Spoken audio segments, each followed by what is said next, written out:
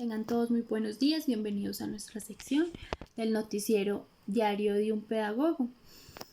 A continuación, mi compañera Carolina y yo les vamos a exponer ciertos temas matemáticos. Iniciaré yo con los primeros tres. El primero es el pensamiento métrico. Y bien sabemos que es muy importante en la primera infancia, ya que es el DBA número 5 y que el objeto de desarrollar el pensamiento métrico en los estudiantes, y para ello el Ministerio de Educación Nacional presenta ciertos procesos asociados en su desarrollo.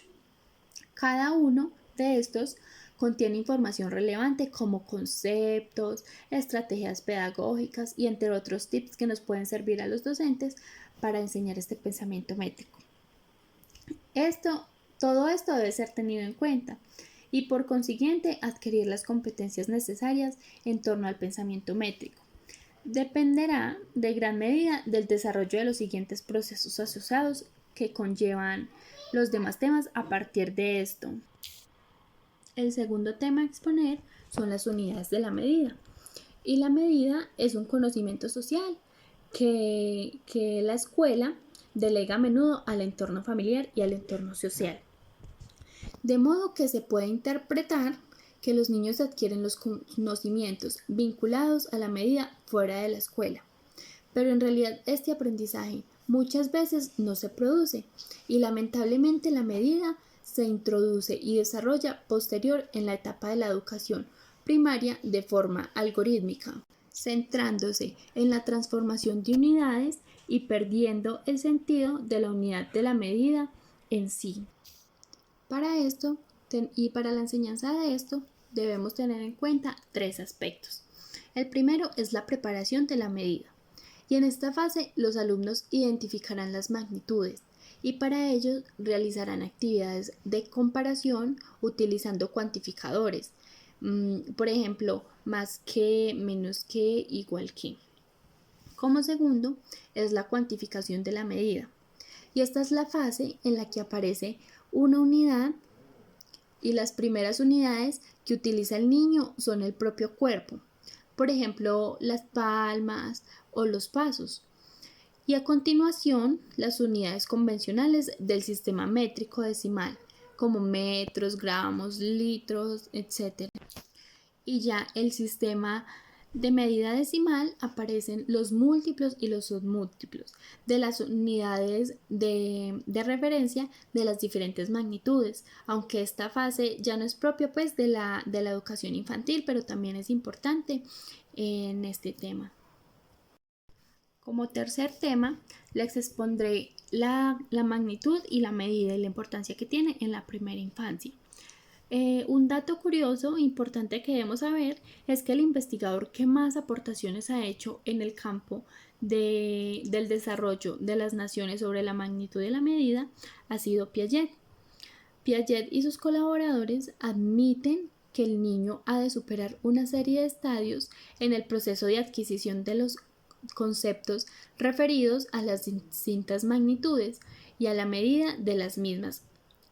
Esas son las siguientes. Primero es la consideración y percepción de la propiedad que se posee, una colección de objetos sin tener en cuenta otras propiedades que puedan representar la comparación y ordenación de objetos según el atributo considerado es una de las acciones que el niño ha de llevar a cabo. La segunda es la conservación.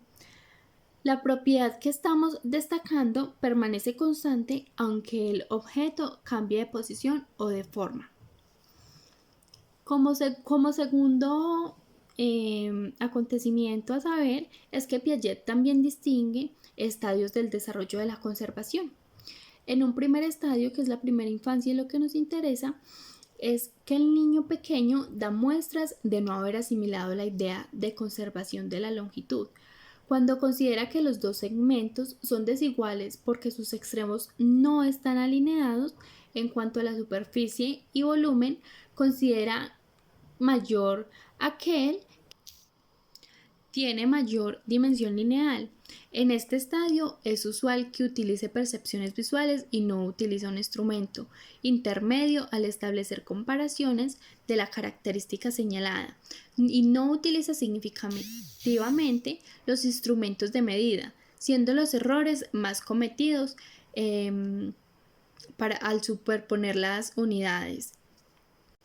A partir de este ya aparecen otros estadios que van desde los 6 a 7 años, desde los 8 a los 10 años, y conforme a las edades se va entendiendo y va siendo más compleja la magnitud y la medida.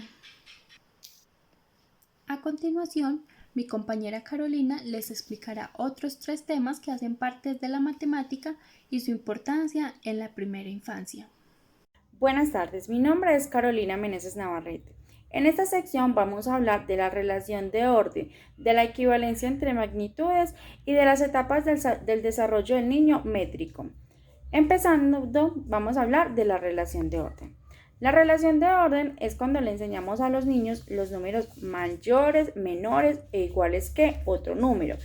Estas palabras o estos órdenes nos permiten entender las comparaciones que hay entre los números naturales y de esta forma le ayudamos al niño a su vida cotidiana a entender esa secuencia numérica. Por ejemplo, cuando el niño está en la escuela, les permite identificar de qué número o en qué número está él en la lista de asistencia, si va de primera, de segunda, de tercera, de cuarta. Para esto nos sirve la relación de orden. Ahora vamos a hablar de la equivalencia entre magnitudes en los niños.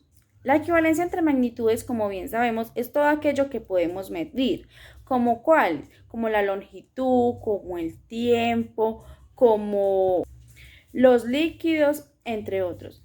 ¿Desde qué edad más o menos empiezan los niños a medir estas magnitudes? Desde que ellos ya empiezan a tener un razonamiento lógico, un pensamiento lógico matemático, es decir, cuando ellos ya empiezan a preguntarse en qué día es hoy, cuántos litros de leche compramos, a cuántos pasitos estoy para llegar a algún objeto. Entonces, esa equivalencia de magnitudes es importante enseñarla desde la primera infancia. Ahora pasamos a hablar de las etapas del niño en el desarrollo métrico. Estas etapas se empiezan desde la gestación.